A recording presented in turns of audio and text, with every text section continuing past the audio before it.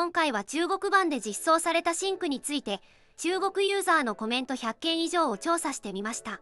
まとめてみるとかなり意見が分かれていたので、実際に多かった意見を紹介していきます。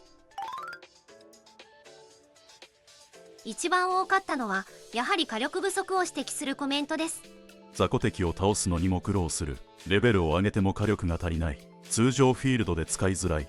特に通常フィールドでの使用感について不満の声が非常に多く見られました。一方でシンクを擁護する意見もありました。操作方法が間違っているだけ。蓄電をしっかり使えば火力は出る。ボス戦では十分強い。つまりどこで使うかで評価が大きく分かれているようです。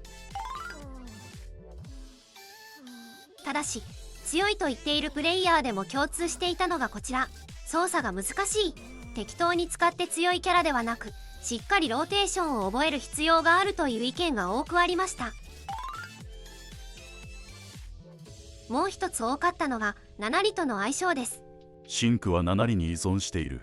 7里を助演に変えるだけでスキルが2回減る。持ち武器がないと話にならない。編成や装備への依存度が高いという意見も目立ちました。特に7里がいないと使用感が大きく変わるという意見は複数ありました。そして個人的に一番印象に残ったコメントはこちらです。ゲーム内トップクラスの移動性能なのに雑魚狩り性能は最下位なのだ。このコメントには思わず笑ってしまいました。そしてもう一つ、必死に操作した結果レクイエムが通常攻撃する方が強いのだ。かなり皮肉が効いていますね。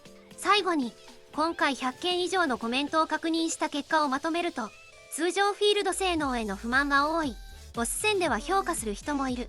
操作難易度は高め。7里専用武器への依存が大きい。デザインや演出は好評。なおこれは中国版実装直後の評価です。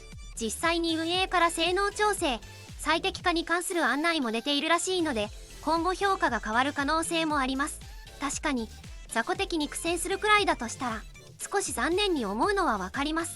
一方で性能だけに固執するものでもないという気持ちもあります。皆さんはシンクについてどう思いますか？ぜひコメントで教えてください。